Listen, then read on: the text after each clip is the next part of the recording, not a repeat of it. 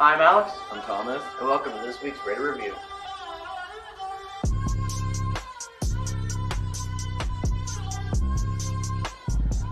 Now here's an announcement about the band this weekend. Hey Raider Nation, this is Riley Straswell representing the varsity football team. This Saturday night, our marching band will be participating in the annual marching band exhibition. The exhibition is at Heathville's football field and begins at 7 p.m. The marching band is always there to support us, so let's go support them. Consider taking the time to come out and cheer on our band and wish them well on the remainder of their season. Thank you. Let's take a look at the Penn College Youth Leadership story. Hi, I'm Kaylee and I'm here with Sage, and she's going to be telling us about the Penn College Youth Leadership Program. Could you tell me what the program is? Okay, so the program is basically, it's me, Cameron Yeagle, and Emily Wolfgang, and we're a team competing against 9 other schools, and it's basically a program that we have the opportunity to create this social change project to either make a difference in our community or the world as a whole. Great, and do you know what your idea is yet? Yeah, our idea is kind of brief right now until we get stuff figured out, but we're basically going to take, if we win, we're going to take the money and throw this 5K fundraiser to raise money for homelessness. Cool. So, thank you. Hi, I'm Jaden, and I'm here with Emily. So, Emily, we know you're a part of the Penn College Youth Leadership. Can you tell us a little bit about that? Well, it is a competition between 10 schools. 3 students that are juniors from each school around us get picked. We go to classes once a month, and we come up with an idea that will better, or a project that will better our community or our school. We have to present that idea to a group of judges, the college president, and some other people. And if our idea wins, we win a certain amount of money, and we can do that project. Awesome. Now, can you tell us what your part is in this program? I am 1/3 of the group. It is me, Sage, and Cameron, and we all are working together to come up with a project. Awesome. Thank you very much. Now on to the WVIA Artist of the Week with Carson and Mackenzie. Hey, I'm here with Caleb Hipple, who is currently a WVIA Performing Artist of the Week. He's also up for WVIA Performing Artist of the Year. So Caleb, can you tell us a little bit about the process of what you have to do and what it would mean to you if you won? So right now I have to decide which song I want to perform. I have a list of about 4 to 5 songs that I'm going through, things in my repertoire that would suit my vocal range and my characterization. And then once I find out which song I'm going to do, I'm going to continuously practice that until I get it to its peak performance state, and then in late January I will do my audition. And then from there on out, it is up to them to see how I show up in the competition. But if I were to win, it would mean a lot to me, because ever since I was a little kid, I had older sisters that they would all sing as well, and it was always a dream of theirs to win the competition and everything, and I would like to follow suit and be a great singer like one of them. So Cool. Good luck. thank you. And now on to the new reading club with Gabe and Mason. Hi, I'm here with Miss Hayden, the advisor of the Reading Club. So Miss Hayden, can you tell me a little bit about Reading Club? Sure. Reading Club is a club that I created at my old school and brought here, where students are kind of like inspired to read in class. We kind of make a cafe feel where we sit together and read a book, and we also go and visit the elementary classes and read with them to, again, get kids to want to read. And how long has Reading Club been a thing for? For me, it has been a thing for about 8 years, but for this school, it's our first year doing it. And how many kids do you have in Reading Club at this moment? Currently 15, and a couple more want to join. All right, thank you for your time. Let's check out the breast cancer awareness story with Colin, Kara, and Danielle. I'm Colin Hassler. I'm here with Mrs. Leonard. Today we're going to be talking about breast cancer awareness. Why do you think it's important to talk about breast cancer awareness? Breast cancer affects a lot of families. Some people who deal with breast cancer are carriers of the gene that causes breast cancer. Others, it shows up and there's no family history of breast cancer. So it's extremely important to be screened for breast cancer by going through your mammograms and things like this. There has been 200,000 cases of breast cancer in the U.S. alone. Do you think these numbers will ever decrease?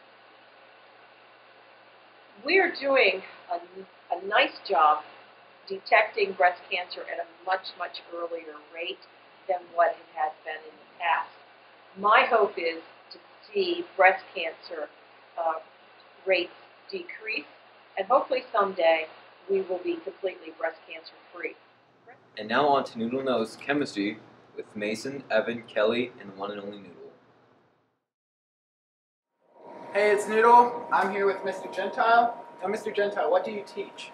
Teach Bio 2, Chemistry, Honors Chem, Forensics, and Bioag. Alright, so what are we doing today? Today we're going to demonstrate how we can make a paperclip float. Whoa! Alright, it's time to get sciencey. Alright, so I have this paper clip. Good. Alright. Didn't float. Doesn't float. Why?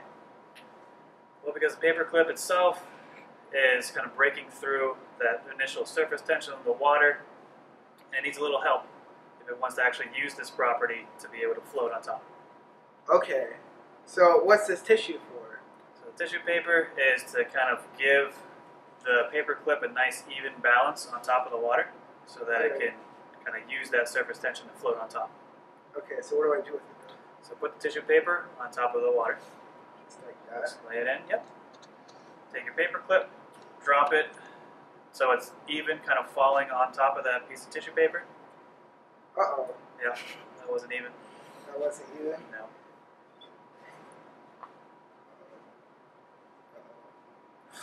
Okay, so let's try again.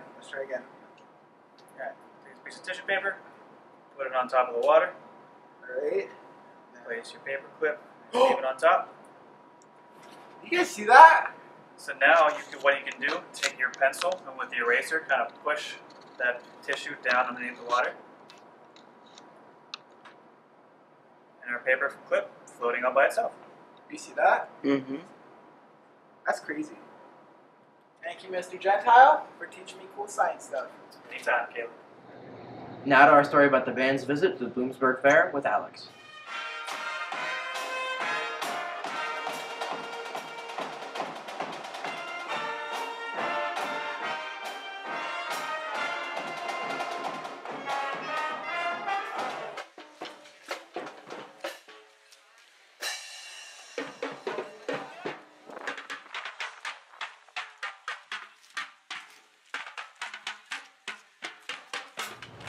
Now let's take a look at Wednesday night's coverage of the Bonfire with Kevin, Kate, and Joe.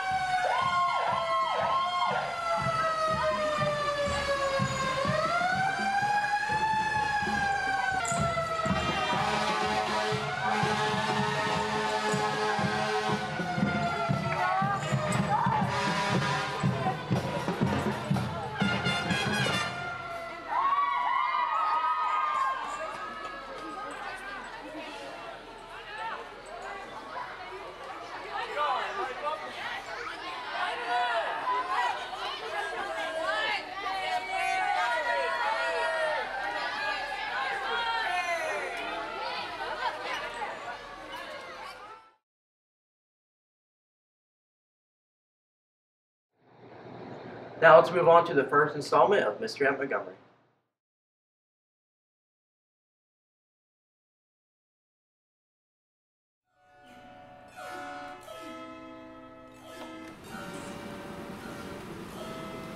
We are here today behind Montgomery Area School District after what happened in the past 6 hours. All textbooks have been stolen and no one knows where they are. The mystery still goes on about who took these textbooks and why.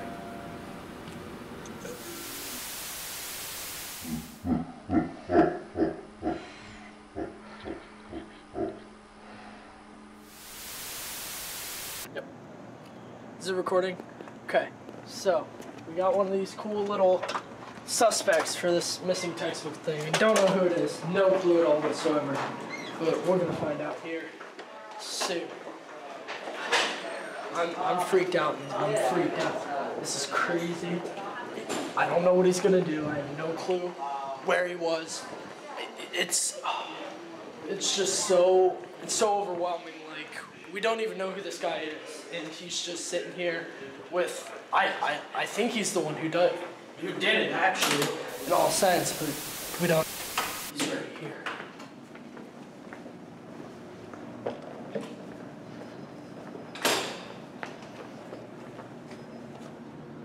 Hide. Run!